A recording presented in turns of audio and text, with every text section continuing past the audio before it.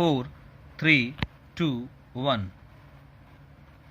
उपाध्यक्ष महोदय, यह बड़े दुर्भाग्य की शब्दावली है जिसका हमारे प्रधानमंत्री ने प्रयोग किया, लेकिन आज देश में चारों ओर असंतोष की बारूद फैली हुई है।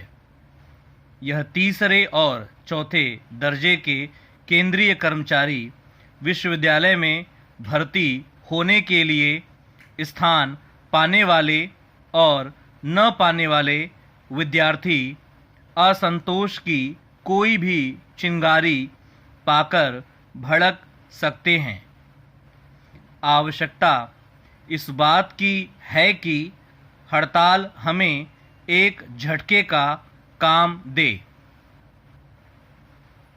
अगर हड़ताल का स्वागत किया जाए इस दृष्टि से कि उसने हमें एक शॉक ट्रीटमेंट दिया है, सारे देश को या सरकार को, और अगर हम इससे लाभ उठा सकें और ऐसी नीतियों का निर्धारण कर सकें कि जिनसे देश में महंगाई न बढ़ने पाए, तो यह सबके लिए अच्छा होगा। अगर सरकार जीवन की आवश्यक वस्तुओं की कीमतों पर रोक लगाने में सफल नहीं होती, तो फिर वेतन और भत्ता बढ़ाने की मांग खड़ी होगी और सरकार का कोई कानून उस मांग को नहीं रोक सकता। मैं यही जानना चाहता हूं कि सरकार हड़ताल की धमकी के ऊपर ही क्यों काम करती है। पे कमीशन की रिपोर्ट साल भर अलमारी में बंद पड़ी रही, मगर उसे लागू नहीं किया गया। जब हड़ताल का संकट सिर पर आ गया, तब फिर फरमान जारी किए जाने लगे। हमारे प्रधानमंत्री जी ने भी अपने ब्रॉडकास्ट भाषण में इस बात पर खेद प्रकट किया है कि पे कमीशन की रिपोर्ट लागू करने में देर हुई। इस देर के लिए कौन जिम्मेदार है? अगर सरकार जिम्मेदार है तो सरकार को अपने तौर तरीके बदलने चाहिए।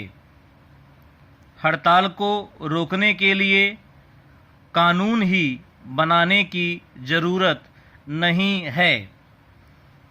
जिन कारणों से हड़ताल होती है, उन कारणों को दूर करने की ज़रूरत है। हड़ताल रोग का कारण नहीं है। हड़ताल तो रोग का प्रकटीकरण है, और अगर कारण दूर किए जाएंगे तो फिर प्रकटीकरण बंद हो सकता है। मेरा निवेदन है कि सरकार इस प्रकार की व्यवस्था करे, इस प्रकार की मशीनरी बनाए जिसमें केंद्रीय कर्मचारी के साथ अगर मतभेद होते हैं तो मिलकर बैठकर उन पर बातचीत की जाए, उन्हें सुलझा लिया जाए, और अगर मतभेद हों तो उन्हें अनिवार्य पंच फैसले के लिए सौंप दिया जाए, कंपल्सरी आर्बिट्रेशन के लिए सौंप दिया जाए। मैं समझता हूं कि फिर हड़ताल की कोई आवश्यकता नहीं होगी।